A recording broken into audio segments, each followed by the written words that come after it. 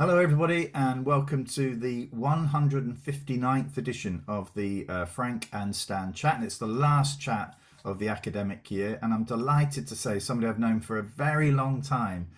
Chris Murphy is our guest this morning. Hello, Chris. Hi, How thanks do for we?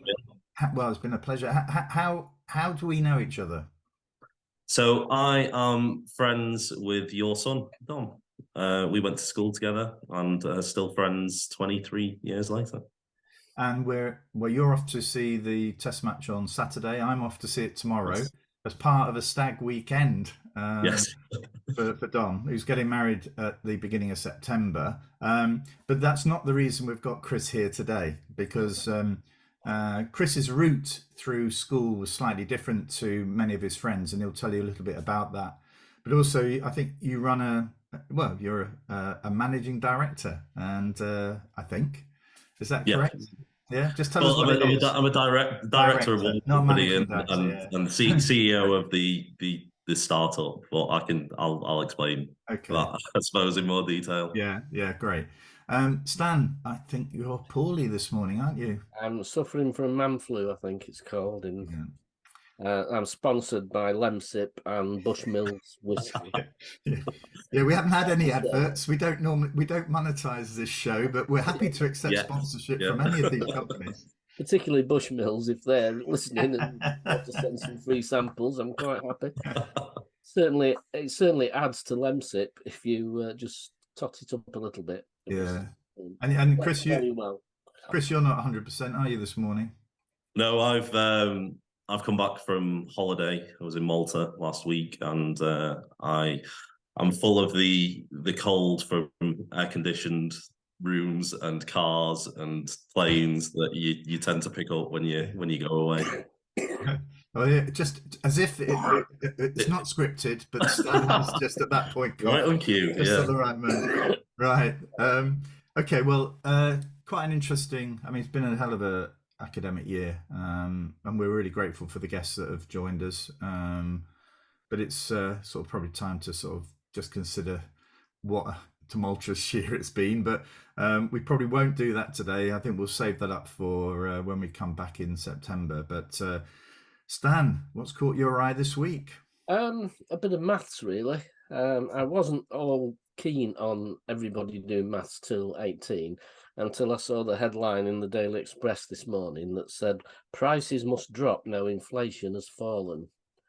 And clearly there's a misunderstanding of what inflation is. Yeah. It's like saying, right, I'm not accelerating as quickly in my car as I was doing before, so the speed should drop. Yeah, No, I'm not in reverse going yet. faster, but Yeah. you're not going at a rate as fast as you were before. And I just think, and this has come from Jeremy Hunt, the Chancellor of the Exchequer. So if we don't know basic maths, that inflation is the rate at which things are rising, not the price, then there's something wrong. And I saw a survey, I don't know the validity of the survey, but 30% of people who answered the survey thought prices would drop if inflation was halved. And that to me is the bit that would say, right, okay, I give up defending people not doing maths to 18. If 30% of the country don't understand what inflation is, then we definitely need some maths. Yeah. I think also, to be fair, the Prime Minister said he would put more money in people's pockets by halving inflation. Again, not quite sure how that works. Yeah, and he apparently has got a master's, an MBA from some sort of American university and what have you. You know, I mean, I think it's in a way there's something here, isn't there, about what sort of maths people are taught at school as well. Yeah. You know what I mean? I would have thought there's a really interesting lesson about how do we calculate inflation. Yeah, Probably but isn't thought of as a maths lesson, but could easily be sort of a very I think, relevant Frank, lesson for there all is a kids. case for at sixth form, say, a study, a piece of work that's on practical maths. Yes. You know, how does a mortgage interest rate work? How does payments to the bank work? All that stuff, which would be interesting and also useful maths, as opposed to, when I fell out of maths at A level, when they introduced I, which was the invisible number, which was the square root of -1. And at that point, my head sort of went, right, this is now going a bit mad. And Chris, that might be the reason why it was perhaps a good idea not to study maths. I completely agree. Yeah, and I think you're right though. I think the practical application of maths and things in general, it should be things like that should be taught at school. I mean, I had a friend, just sorry, Frank, to interrupt. I had a friend who had his own business, and when he sold his business, he was in his 60s.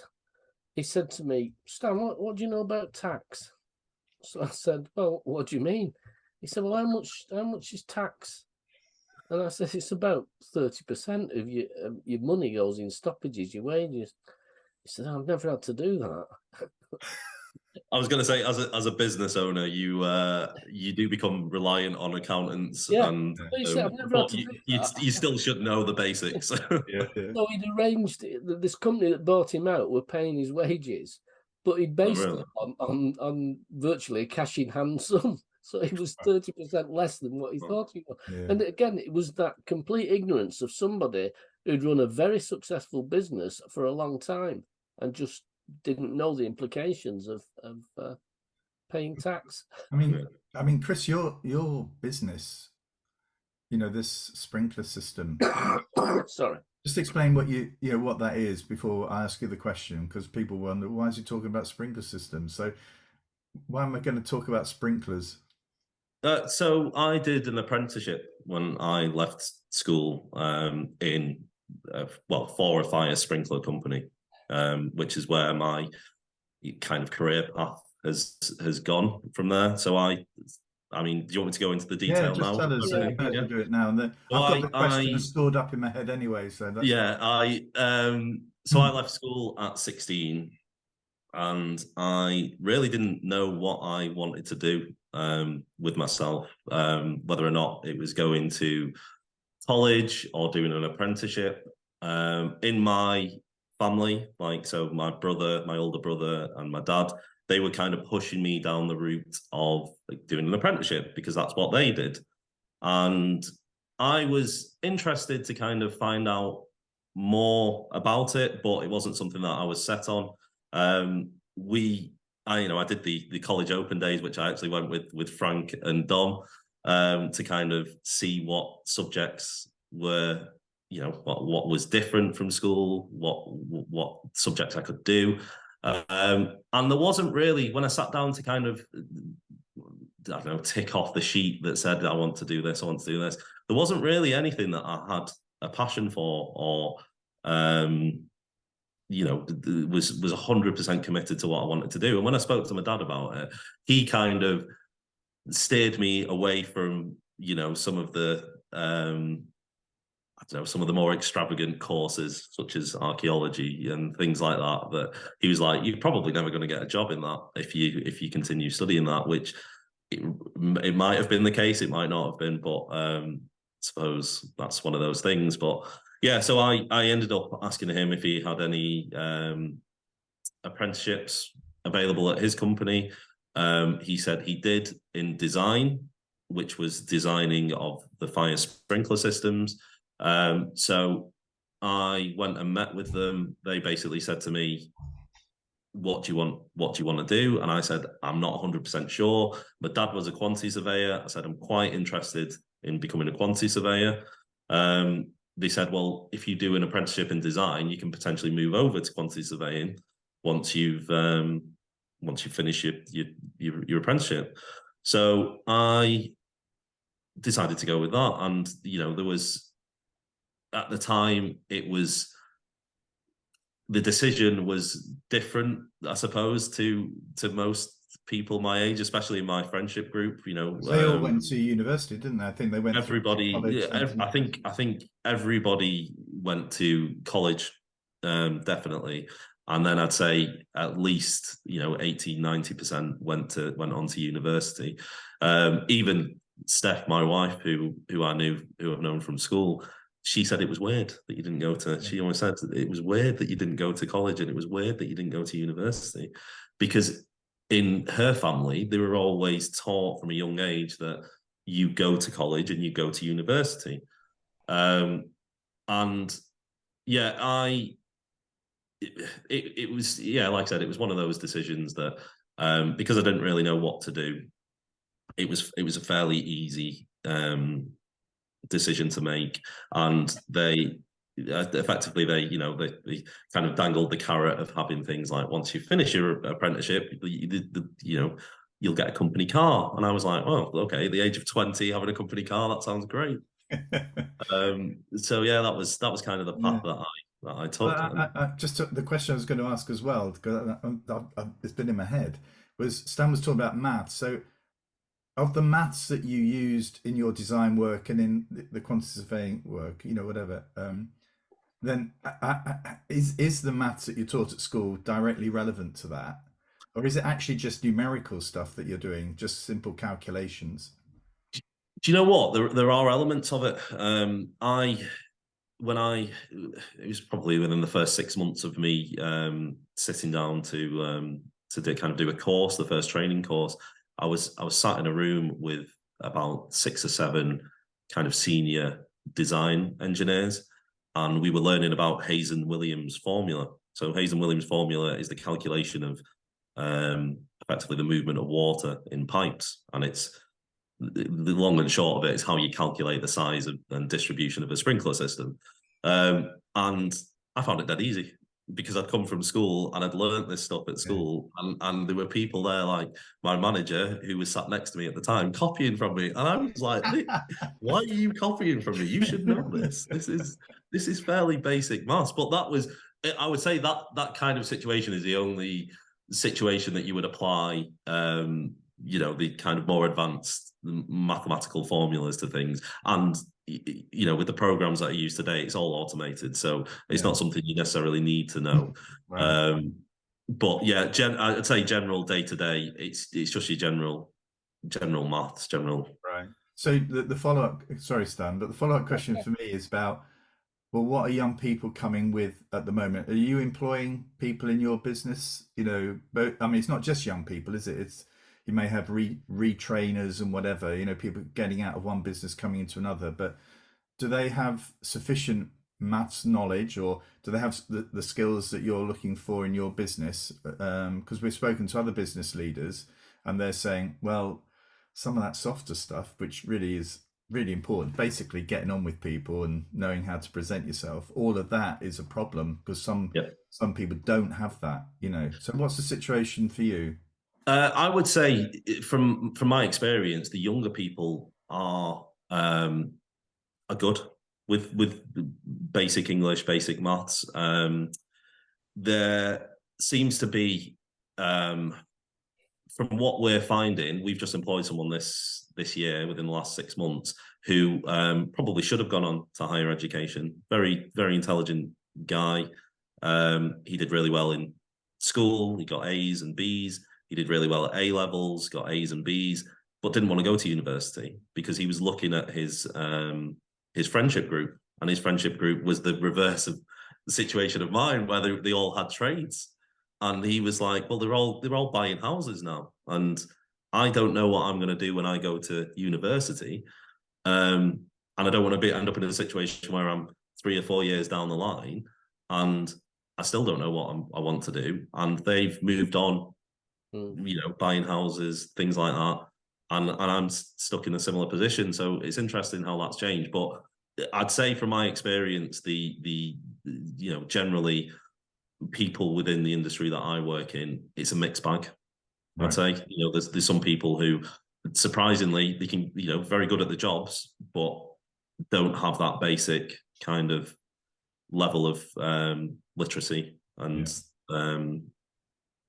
arithmetic, I suppose, in general. Right.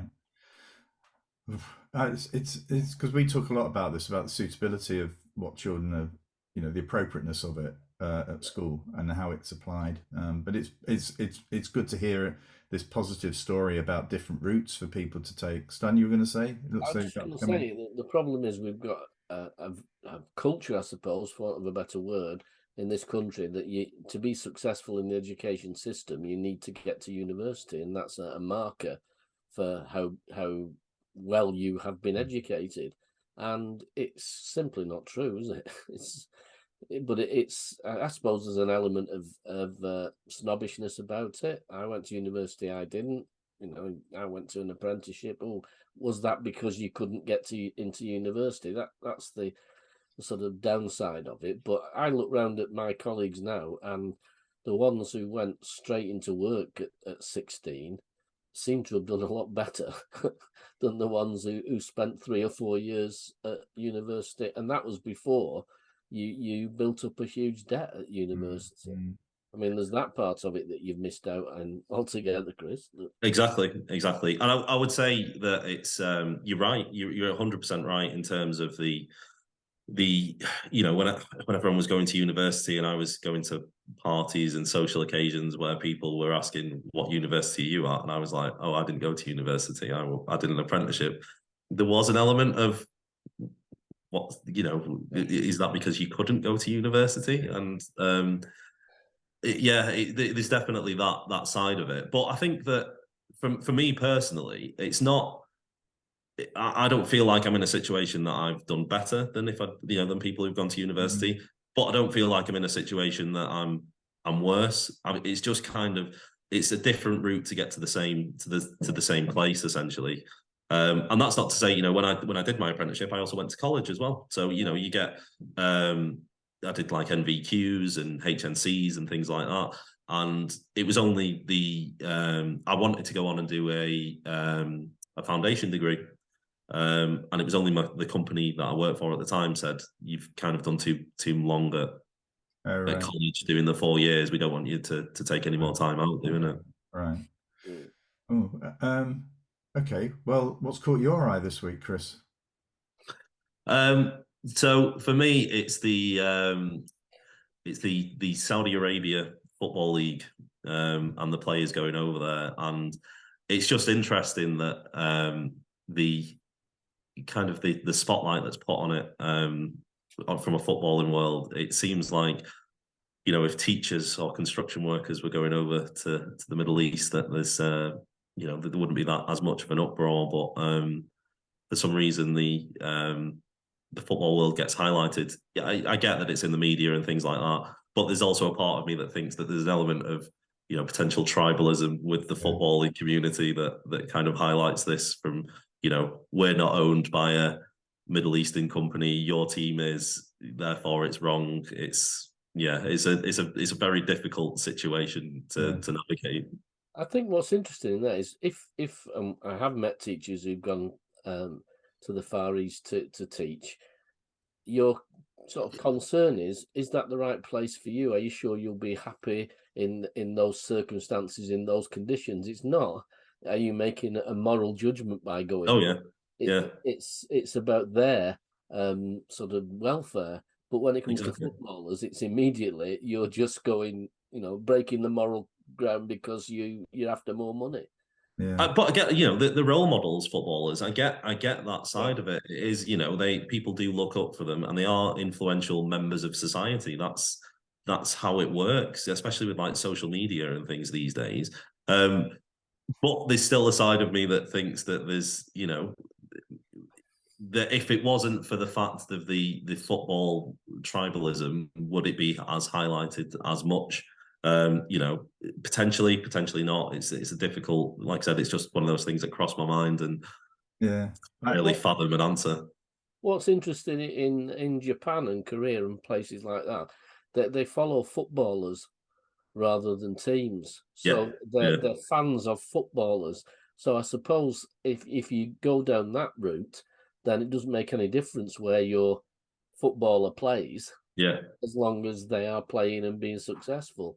That's it. Yeah. I wonder if the kind of move that we've had in this country to fantasy football has actually started to grow that, because I've come back from matches where people who are United fans, in my case, are saying, "Oh well, I wanted to score against us because he's in my fantasy team, fantasy league." So I don't mind us winning 3-2 if one of the other teams. So some people get really into it, though. It is one of those things that some people get really into it. You put the radio on, coming out of the game, get in the car, put the radio on, and they're saying, "Who was the assist? Who assisted him?" Yeah. Listen to the results. Yeah. For somebody I get a point I think it's interesting though that why are they being drawn to Saudi Arabia or to the Middle East? I suppose the thing for me is I support Southend United. We are been in the High Court for non-payment of tax. We've had players that have not been paid. We've had we can't hold matches at Roots Hall because we haven't paid. I say we, but the business hasn't paid the medical staff. It hasn't watered the pitches. The ground itself now looks completely derelict, and we've got very, very wealthy people, who are going off, already millionaires, going off to Saudi Arabia to earn even more money, and actually that reinvestment of their time, it's not about their money, but their investment of their time into a community like Southend. I'm not suggesting Jordan Henderson come and play for Southend, but putting some of that back, I think, it might happen that though. I agree with you there, Chris. I was just going to say the same thing. I think there is a degree of that, but it doesn't make headlines. No, it doesn't make good back pages. Yeah, when footballers are doing positive things. Yeah, so I feel that we're at our lowest ebb because we're in the National League. I remember was it 2006 or 7 or something? We went to Stoke City. We were second in the Championship. Yeah. We haven't fallen as far as Stockport have, but actually we are in a really perilous position. So hearing this, it really it's a bit of grit really in the machine for me. I think it's something that, it's difficult to kind of try and say hold on hope with that, but I think that we're going to get to the stage where, especially these football players who are going to the Middle East and they're going to come back with more money than they'll ever need. There's going to have to be some kind of reinvestment into things, and I suppose the thing that they might end up doing is similar to what's happened with Wrexham, where you buy a kind of non-league club that's been run to the ground and you build it up. And I would hope that that's something that we see more and more, whether it's from football players, whether it's from kind of celebrities who do have this excess money, because it's, like you said, it's a community. The football, especially like the lower end football clubs, they're community teams, and that you can see it with Wrexham. That little bit of investment that's been put in has had massive. Well, they're in the States in the next week to play United. Well. Exactly. Salford City. Salford were one of the few cities in a top grade football team. And that is footballers that have put the money into it. I know some Spanish guy millionaires put quite a bit in, but that's lifted that team. I don't say they'll ever get playing Premiership football, but from a team that was nowhere, it's really promoted. And the thing that I liked about it when they took over, because there was a lot of bad press about these arrogant young, United players doing this, is the people who had season tickets before they took over, they let them have the season tickets and they weren't charging them for a season ticket as loyal supporters. Right. So they had free access to for life, basically. Yeah. Well, what's caught my eye, because we've been chatting for over 30 minutes, is we have week after week complained about Ofsted, and actually there is a story running at the moment which I could go down, but I'm going to praise Ofsted today. So Ofsted have published, although I tried to go on their website to see it, but I can't find it, but they apparently have published a review of the progress being made on T levels, these technical qualifications, which are meant to provide sort of 40 odd days of work placement and are meant to be at the same level as A levels. Have you heard about them, Chris? No, I haven't. No, I haven't heard anything. That is one of the criticisms of the report, but also the fact that the dropout rate amongst students is very high. And I think there's a reason for that.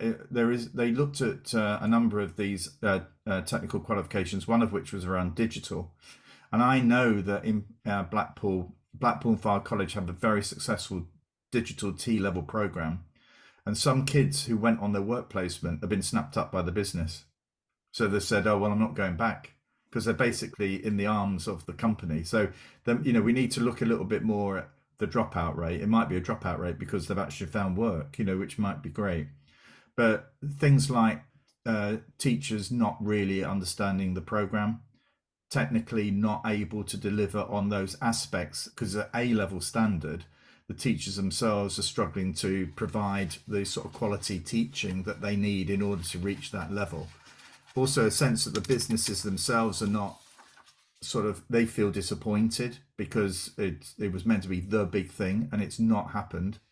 And the one thing that has happened is that they've eaten into the BTECs, the general vocational qualification, and that route was really important for children who had sort of poor starts in life, were either new to the country or whatever, but whatever the reason is, there was a route for them through that. And so the T levels don't quite fit that bill. So I feel as though Ofsted are saying now, for heaven's sake, just hold fire on stopping these BTECs that you're culling until you've had a chance to establish the T levels more. And we've said before, we feel as though Ofsted have been, in a way, sort of, cuddling up to the government. But this report is probably where Ofsted needs to be in the future, really calling out poor practice, poor policy, and letting people know about it. So, let's end the year, Stan, with well done to Ofsted. Thought we'd never say that. Well, for at least that one report. Yeah, I was going to say I'll not necessarily No. on that because I think if anything this week Ofsted had another chance to say, we're concerned about teachers' welfare, therefore we won't inspect in the last week of term, and they've blown that.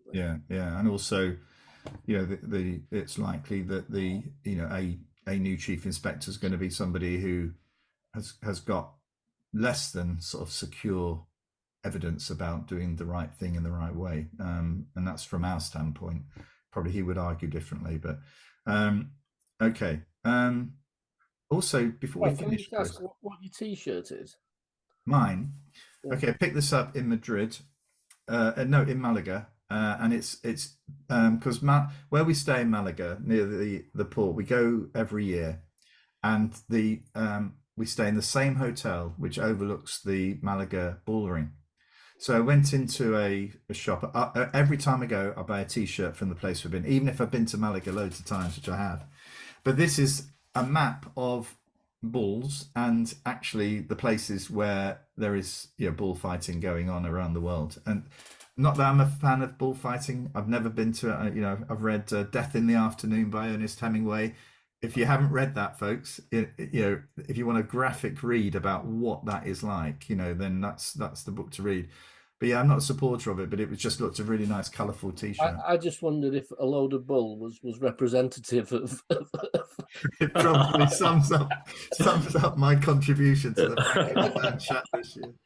And also, Chris, before we finish, you mentioned that you've got a digital startup business as well. So do you want to just explain how what it is? I think I know what it is, but do you want to tell others? Yeah, so it kind of came about when I was a project manager for companies, and what we found is I moved from one business to another business to another business, and the issue that I found was that the kind of systems that were in place just weren't very efficient, and from what I could find from researching online, there wasn't really anything available for what I was after. And the issue was effectively placing orders. So like as a project manager, you would place orders for a project, for materials, like in construction, materials to be delivered to site.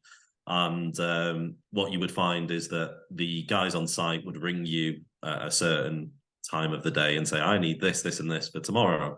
You would then have to write it down. You'd then get an email open. You'd send an email to the supplier with all of the things on. And you'd find somewhere along the way there was a mistake, either from what the guys had put down, what you'd wrote down on the piece of paper, and what you'd put on the email. So essentially, I came up with the solution of having an app or a platform where effectively the guys can request things from materials from site. It goes through to the people in the office. They can approve it, and that was kind of the basic idea. And then it's kind of taken a bit of a life of its own because we've realised that, well, actually, what we're doing is we're storing all of the supplier data. So, like, we were finding that, like I said, at previous companies, you would have suppliers who would give out agreed rates for products, but that agreed rate list would be kind of just thrown in the back of of the server that no one would ever look at. And we found I did some research, and there was like 3 project engineers who had ordered the same material, and you had 3 different prices for it.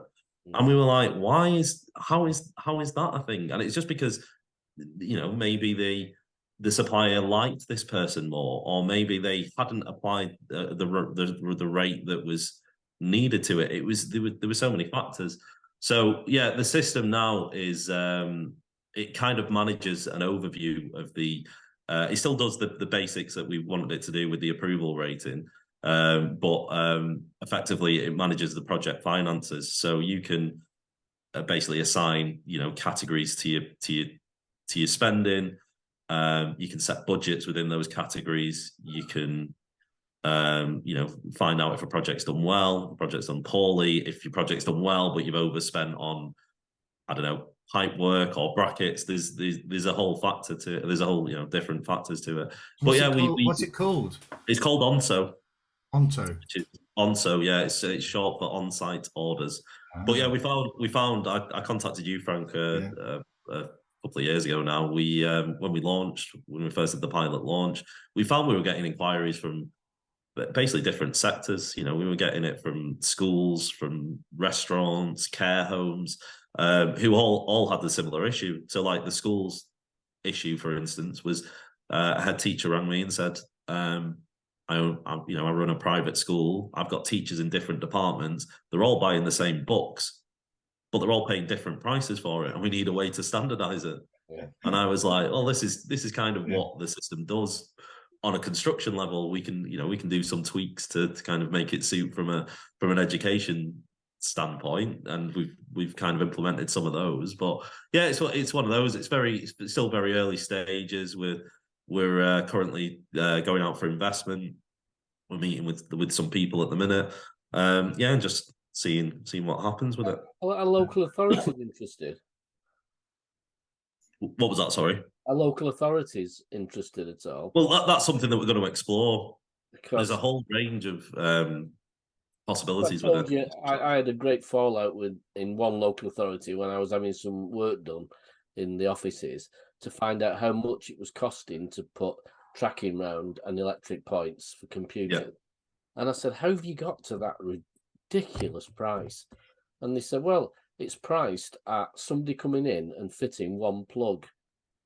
So the price is, it takes half a day for the man to come in, or a woman to come in, fit the plug and go, and there's the cost of the plug. And so if you want 50 putting in, we just multiply that by 50. That's it. That's how, from a construction standpoint, that's how a lot of estimating is done. It is kind of as basic as that. There's a rate that's applied. We do it in sprinklers, for instance. There's a sprinkler head. There's a rate that's applied to that sprinkler head, and you multiply it by the amount of sprinkler heads that are required, and that's kind of your price. The issue you have, though, is that at the end of the project, there's no real way to dissect that information. So, like I said before, you might have had a project that you've done really well on financially, but you've overspent on a certain category and you've underspent on a different category. So from your estimating point of view, you're not getting a true reflection because you've got these rates that are kind of bundled into, to your price points effectively, that nobody really understands that. I've had this conversation with many companies. I've questioned it. I've said, where are you getting these rates from? And it is kind of a bit finger in the air. It's kind of, we don't really know how much we're going to spend on this, but it'll roughly be around this, and then we'll figure out if it works at the end of the job. Yeah, but when there's no money in local authorities to to hear somebody in the building part of it say, for instance, I was looking at having a studded wall built. Yeah. Told me the price, and then I nearly fell on the floor with the price. And I said, well, you know, tell me where you get that price. Well, there's a day for them to bring the materials on site, Yeah. a day for them to clear the site, Yeah. and probably 2 days to build a studded wall. That, in my experience, would take half an hour. Yeah. And so Yeah. you pay thousands of pounds for something that's just not. Yeah, But like I said, it's the reason for that is because of the fear. It's because on some jobs it takes longer, and in some jobs it doesn't take as long. But there's no real. That's the problem I find with the construction industry in general. There's no dissection into why that is. So what they do is they cover it in this like this figure essentially. It's a worst case scenario, isn't it? Yeah, it is. Yeah. but yeah, it's a very strange. So just to plug it though, Chris, your new app resolves some of those issues. It does. It does. That's what we're hoping it does. Well, we've got we've got a number of companies who use it. We've got construction companies in Scotland, Essex, basically up and down the country who are using it. It would be nice if your software for the purchaser could run all that and say, no, you're really overcharging me on this and that. I want those cut down. Yeah, and that's it. It's but that's kind of the other side of it. Is what we've done is we've allowed the people who are pricing the jobs to effectively see what the actual prices are for things. So if you have overspent on something, you've got a reason for it. You can actually use that information, the analytics and the data to find out the reason. It isn't just we overspent on this job and we don't really know why. Which is what I'm a big advocate of, is the data, using data to kind of drive, everything going forward. Okay, well, been a really interesting chat. I never thought we'd get onto purchase orders as part of the Frankenstein chat, but I'm pleased we have. Thanks so much for joining us, Chris. And it's a shame I won't see you over the weekend, but no doubt I'll see you at the event at the beginning of September. Yeah. And Stan, our last one of the year. So keep going, mate, keep going. Excuse me. There we go. It's like the end of term where you keep on going and keep on going. As soon as the school holidays start, you're ill. You get a cold. Yeah, absolutely. This has been the one too far for my health. Anyway, for those people, personal, Chris. For all those people who listen and watch these chats every week, we're really grateful that you do, and we're also very grateful for the feedback we get and ideas as to who we ought to be speaking to next. And as it stands, we are now booking into February 2024. So we're definitely running on into next year. We've got a fantastic array of people joining us each week. So each week we've got it as a guest. So thank you, everybody. And it just leaves me to say cheerio until September, Stan. Yeah, see you in the other side of the holidays. Yeah, and thank you, Chris. Thank you so much. Yeah, thanks for having me on. It's been really good. Thank you. It's been our pleasure. Thank you.